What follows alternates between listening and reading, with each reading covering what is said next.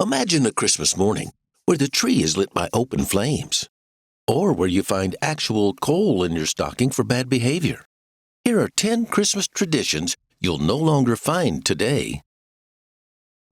The aluminum Christmas tree was the ultimate expression of space-age modernism, briefly flourishing from 1959 to the mid-1960s. Manufactured primarily by the aluminum specialty company under the brand name Evergleam, these trees were not meant to look real. They featured a central wooden pole with holes drilled for aluminum foil-wrapped branches.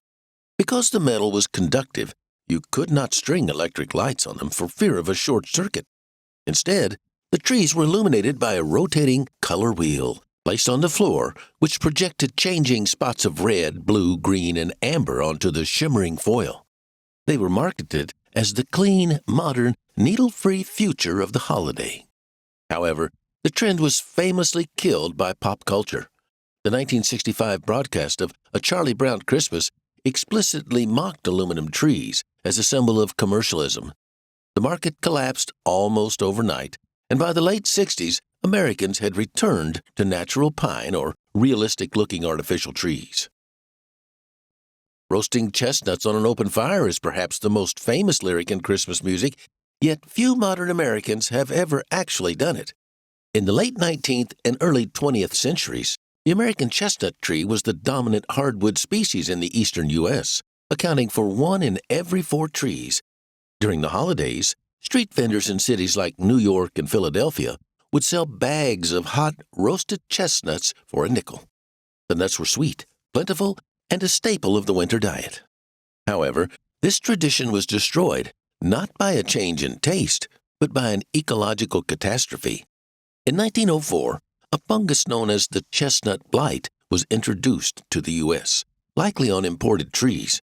Within 40 years, it had killed approximately 4 billion American chestnut trees, rendering the species functionally extinct. While imported Italian or Chinese chestnuts are available today, the Christmas chestnut vendor vanished along with the trees. The Sears Wish Book was the Bible of American childhood from the Great Depression through the 1980s. First published under the Wish Book name in 1933, this massive mail-order catalog would arrive in mailboxes in late summer or early autumn, marking the unofficial start of the dreaming season. For millions of rural and suburban children who didn't have access to massive toy stores, this catalog was their only window into the world of available gifts. Children would spend hours lying on the living room floor, dog-earing pages and circling toys like G.I. Joe, Barbie, and Lionel trains in red ink to signal their desires to parents and Santa. At its peak, the catalog ran over 600 pages. The rise of big-box retailers like Toys R Us in the 80s and the Internet in the 90s made the printed catalog obsolete. Sears ceased publication of the Big Book in 1993, ending the annual tradition of anticipation. Real mincemeat pies were a savory, hearty staple of the Victorian Christmas dinner that would likely shock the modern palate. Today, mince pie is almost exclusively a spiced fruit pie, made with raisins, apples, and candied peel. However, for most of American history, the name was literal. Rooted in English preservation methods, the traditional American recipe called for finely chopped beef, venison, or beef tongue mixed with suet, or hard fat, fruits, and liberal amounts of brandy or rum. It was a way to preserve meat for the winter. Through the 19th century, a Christmas dinner was considered incomplete without this meat-heavy dessert. As the 20th century progressed and fresh meat became available year-round due to refrigeration, the necessity of the preservation method waned. Slowly, bakers increased the fruit content and decreased the meat until the beef vanished entirely, leaving behind only the name and a confused memory of a carnivorous past. Coal in your stocking was once a genuine, tangible threat used by parents across America in the late 19th and early 20th centuries. Today, getting coal is a metaphor or a gag gift sold in novelty shops, often made of chocolate or blackened gum. But in the era when homes were heated by coal furnaces, a lump of anthracite was a readily available household item. In Victorian lore, Santa Claus, or his darker counterparts, was a strict judge of behavior. For children in the Great Depression, the threat carried different weight. While a lump of coal was technically fuel, finding it in a stocking instead of an orange, a penny, or a small toy was a crushing sign of being overlooked or punished.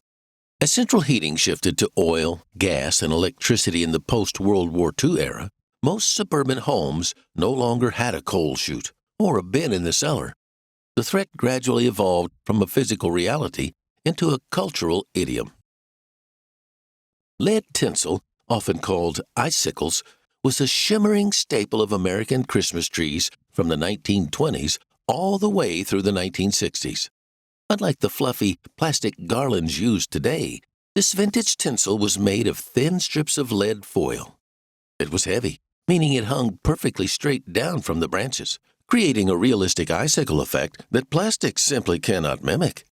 It also didn't tarnish, keeping its silver shine year after year. Families would painstakingly apply it strand by strand to ensure a perfect drape. However, the decoration was silently toxic. As awareness of lead poisoning grew, the government took action. In August 1971, the FDA announced that lead tinsel caused an unnecessary risk to children who might handle it and then put their fingers in their mouths. By the Christmas of 1972, heavy lead tinsel had vanished from store shelves, replaced by lighter, static, clingy mylar plastic that was safe, but never quite looked the same. Real candle illumination was the standard and perilous method of lighting Christmas trees in homes until the 1920s. Before the widespread adoption of electricity and the invention of affordable string lights by companies like General Electric, families balanced small wax candles on the tips of branches. The effect was described as magical, a soft, flickering glow that modern LEDs struggle to replicate. But the danger was immense. A bucket brigade system was often required, where a bucket of water or sand and a sponge on a long stick were kept directly next to the tree to douse flare-ups. Because of the fire risk, the tree was rarely lit for more than 15 or 20 minutes at a time, usually just for the unveiling of presents on Christmas Eve. The tradition began to fade after President Grover Cleveland displayed the first electrically lit White House tree in 1895. But it wasn't until Albert Sadaka formed the Noma Electric Corporation in the 1920s that safe electric lights became affordable.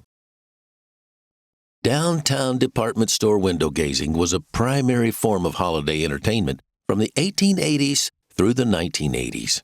Before the rise of suburban shopping malls and online retail, the city center was the hub of Christmas commerce.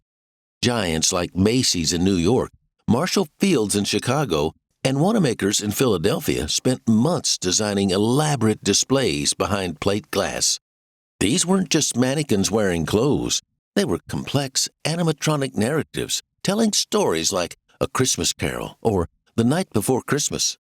Families would dress in their Sunday best and travel downtown specifically to walk the windows, pressing their faces against the glass to see the moving figures and miniature worlds.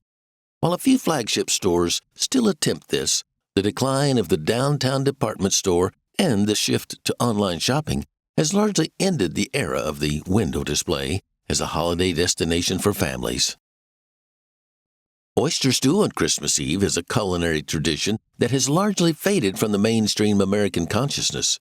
Its roots lie in the wave of Irish immigrants fleeing the potato famine in the mid-19th century. Catholic customs prohibited the consumption of meat on Christmas Eve, and while the Irish were accustomed to a fish called ling back home, they found oysters to be the closest available substitute. The tradition exploded in popularity in the Midwest due to the expansion of the railroad system. In the days before reliable refrigeration, December was the only month cold enough to safely transport raw oysters from the East Coast to landlocked states packed in wet straw and ice. By the 1880s and 90s, a bowl of warm, milky oyster stew became a symbol of the holiday season in places as far from the ocean as Iowa and Illinois. As refrigeration improved and religious dietary restrictions loosened, the absolute necessity of the dish waned, though it remains a comfort food for some older Americans. Popcorn and cranberry garlands were the quintessential American decoration during the Victorian era and early 20th century. While European trees were often decorated with nuts and wafers, Americans, particularly in rural areas, turned to the country's native crops for affordable decor. The ritual of stringing popcorn was a labor-intensive activity that usually took place in the evenings leading up to Christmas. The popcorn had to be stale to prevent it from breaking when the needle passed through, and cranberries were added for a splash of deep red color against the green needles.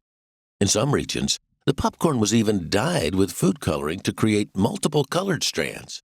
This tradition began to decline in the 1950s and 60s with the advent of cheap commercial plastic garlands and tinsel, which required no labor and didn't rot.